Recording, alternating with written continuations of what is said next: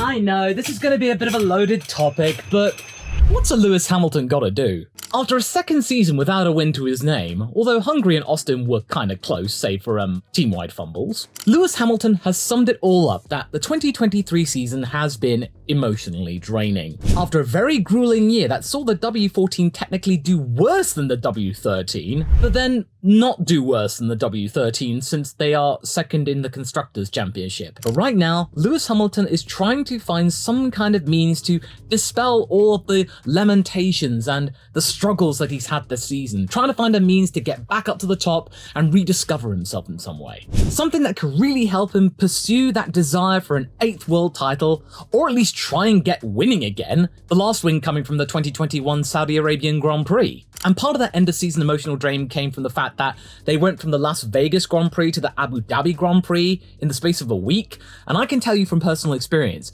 traveling eastbound, and especially probably over 10 hours in terms of time zones, that can take a lot out of people, seriously. It would take me several days to get over that, and F1 drivers have to do that in the space of maybe 48 hours. They won't have to deal with that struggle for Las Vegas and Abu Dhabi.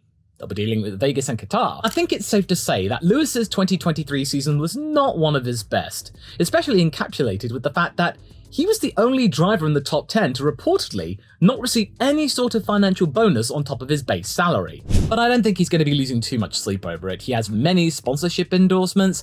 He still has the highest base salary in terms of all of the F1 drivers, a cool $55 million a year. I don't think him getting a bonus again is a reason for Lewis Hamilton to try and want to score wins again. It's just the fact that, apart from 2022 and 2023, he was one of the only drivers on the entire grid that could say that he had won every single year of his career.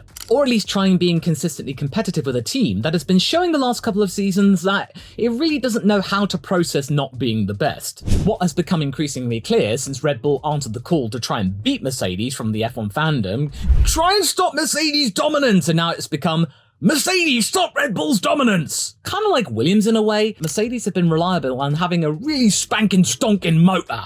And then aerodynamics kind of came a distant second. For the majority of the turbo hybrid era, that was okay. Williams were fairly competitive in those first couple of seasons of those new regulations, but then they fell away due to the fact that Mercedes had a lot more money and they could invest it since Mercedes, it was their own engine, and they were okay enough in terms of aerodynamics to still be the leading competitors. But it wasn't their biggest strength. You really can't do that anymore, especially in an era where aerodynamics are very, very important in terms of ground effect. You really need to get the underfloor working as good as possible. And Red Bull clearly have been able to develop it the most. Sergio Perez did us all a favor because he exposed the floor twice during the season and allowed people to even get a snifter of what to try and do down there. Then there's the whole situation about Mercedes really not taking pit stops seriously for the longest time, and something that when I've been reading the book The Mechanic by Mark Priestley, a really illuminating book by the way, you should really give it a look, it was something that until recently wasn't taken seriously. Back in the early 2000s, pit stops weren't really that much of a priority. Sure, it was good to,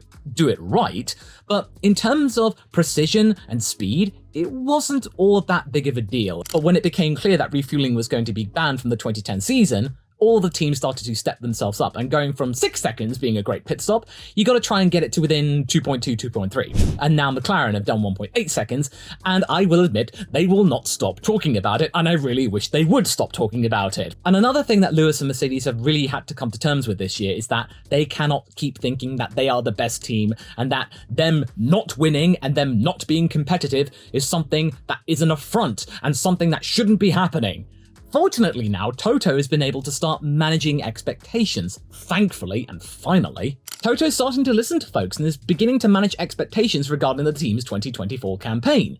He and the team realizing that there is a huge mountain to climb to get back to where they used to be, or be anywhere close to it. You see, they're finally starting to get it, that Mercedes are not the best at this time, and that they do have to improve. And that's been one of their biggest obstacles this entire season, and it's sort of rubbed off on their star driver. There's been this huge cloud of negativity and just bad and sour feelings throughout the entire camp. And all of this negativity, it's really not good for their fandom. Mercedes lamenting about being third. That's still not all that bad. It's not McLaren going from being third or fourth to suddenly second to last. But all of this has been a major stumbling block in 2023 because they've been looking completely rudderless and just bemoaning all of their struggles instead of just being more proactive about it and saying, right, these are the things that we need to fix. Right, we got to go and do this right now. Instead of just seeing Toto every other week just going, no, it is absolutely not good enough. We don't understand what is wrong with the car. No, it's really sad. At least he's learning. They finally began to understand that it's going to take some time. That they can't just throw money at the problem like they used to and expect the problem to go away within a couple of races. And I think this has been something that's been baked into their psyche and Lewis's psyche since he started Formula One. Because up until 2020, F1 teams had an effective bottomless pit of cash to spend to get themselves out of a tricky little situation. Well, of course not for all teams, because back in the day, you could just go testing whenever you liked. You could even spend several days at the track that you're about to go to just to get a little bit of an advantage, providing you had the test team, a dedicated one, and plenty of money to be able to fund them and the drivers. Mercedes and McLaren, oh, they would have had no problem, but other teams, they would have been lucky to even get one outside race test. Lewis also had access to the richest teams in the sport, and turnarounds in fortune could be met as early as a few races' time, instead of with the W14, when it became clear the zero-pod idea was simply not going to work. Something of which Christian Horner has commented that he was very surprised to see them sticking with that idea. Now probably, this is me talking here, it's down to the fact that George Russell's consistent performance at the beginning half of 2022, and that win in Brazil, did probably give the team some hope that maybe this concept had some legs after all, and it just required a little bit more time. That they didn't want to throw the baby with the bathwater just yet, because it did provide some success. It wasn't entirely hopeless, but within the first couple of races on 2023, yeah, it was hopeless. But it was too late to do that because, thanks to the cost cap, Mercedes couldn't just simply build a brand new chassis. No, that's going to come around with the W15. But they will be big changes. I really don't see the W15 being worse. I want to cite, for example, 1994, the FW16 of Damon Hill. That car at the beginning of 1994 wasn't all that great. Those first races when Ayrton Senna was driving for Williams, he had reliability problems, as well as struggling with the car in general. It no longer had all of those computational tricks that Williams were famed for. Those have been stripped out completely.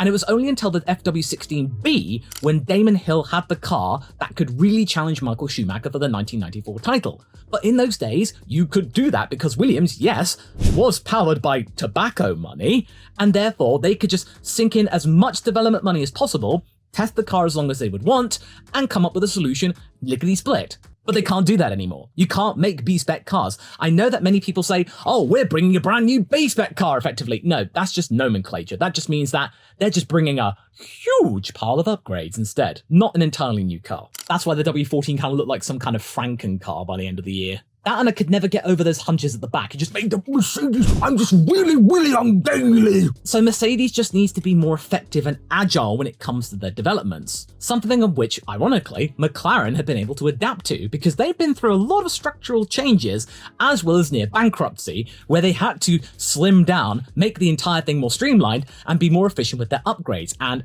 in 2023, every single upgrade they brought worked. I really doubt that Mercedes will be as inconsistent in 2024 as they were in 2023, because there were moments that the car genuinely looked like it turned a corner. Austin, before they had the situation with the plank, Lewis was almost on Max Verstappen and did give him some pause for thought. Hungary as well, he got that pole position, but then things fell to the side and the car showed that, hey, maybe I hadn't really sorted out all of my gremlins, and it meant that they really couldn't fully rely on the fact that that car was going to be a good one throughout the entire weekend. It would have moments in qualifying maybe, and then it would fall apart in the race. And then it meant that Lewis Hamilton would have to rely on one of his party tricks, is that he is a demon sometimes when it comes to the end game of the race.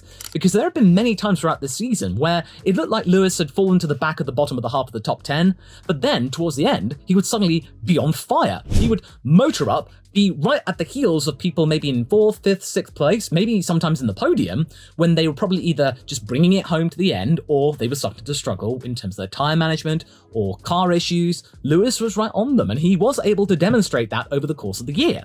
But maybe with this W15, it can show him maybe fighting for more podiums, maybe getting a cheeky win or two. But it is going to take some time, and maybe Lewis is starting to understand that because he is becoming more involved in the car's development, and he's even putting some time in the simulator, something he has been infamous for in not doing. It's not really seeing the point of it, him instead just rather wanting to drive the car itself. But these days I think simulators, there is far more of a similarity in terms of what you get on the sim, in terms of what you get on the track.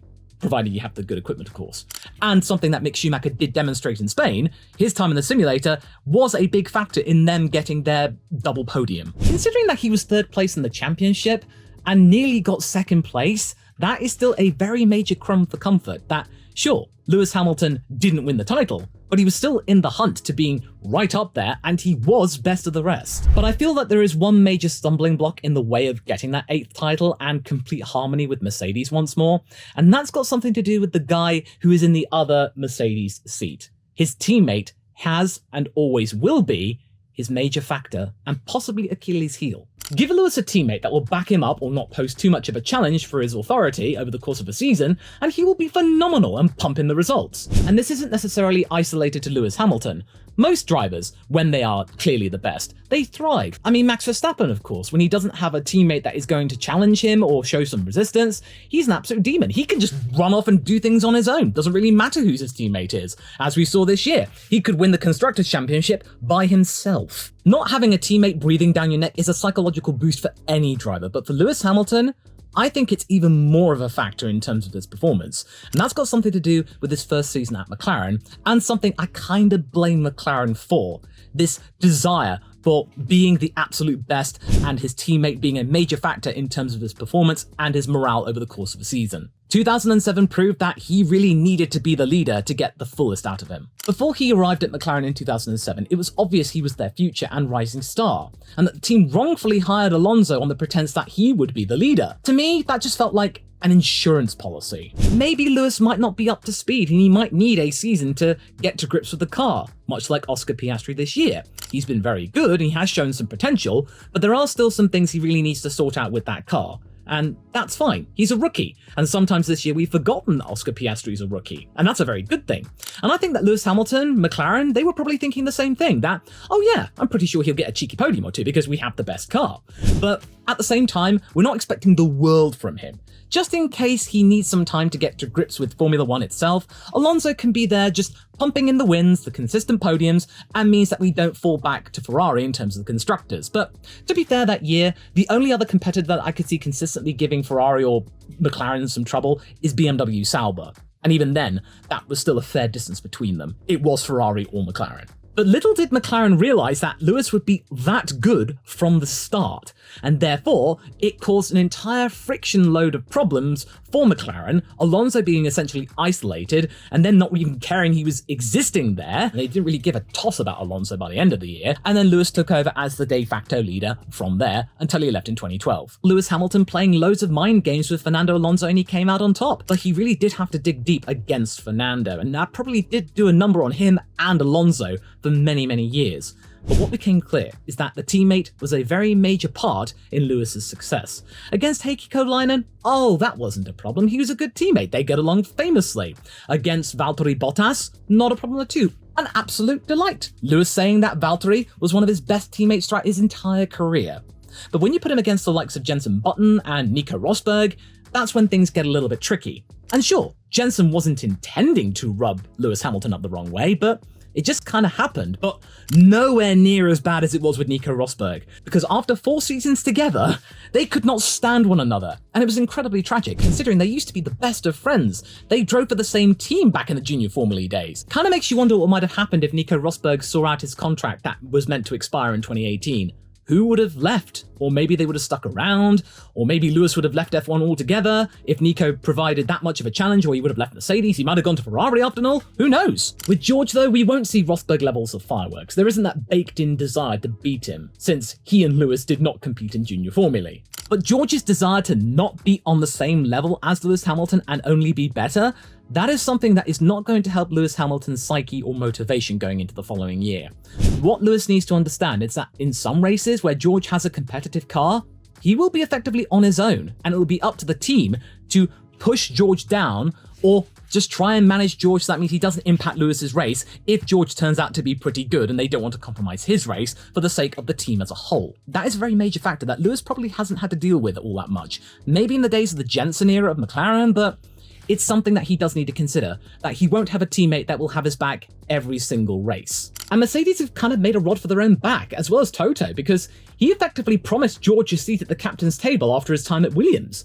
And now he's got two drivers vying for the leadership position, and George not seemingly caring that his teammate is a 7-time world champion. I mean, that's good for the team in a way, because they've got two drivers who are hungry for points and competitions and wins, but at the same time, they got two hungry drivers who may end up taking each other off, as many people were alluding to in Qatar, but they were quick to dispel that very, very clearly because the PR train, oh boy, that was mighty when we first saw that. But Lewis isn't necessarily going to get all of that backup, and I really don't think that's going to change. But in a way, I don't think Lewis minds all of that much because he could just wait out the clock. Because as far as I see it, Lewis ain't going anywhere. Say for example, George Russell doesn't do enough to stay in Mercedes after 2025, and the young gun Kimi Antonelli comes into Williams for 2025 after a glorious title campaign in 2024 in F2, and pulls such a blinder in his first season in F1, in that he either comes close to outscoring Alex Albon at Williams, or maybe does outscore him, Toto will have no choice but to put him in the Mercedes car right next to Lewis Hamilton.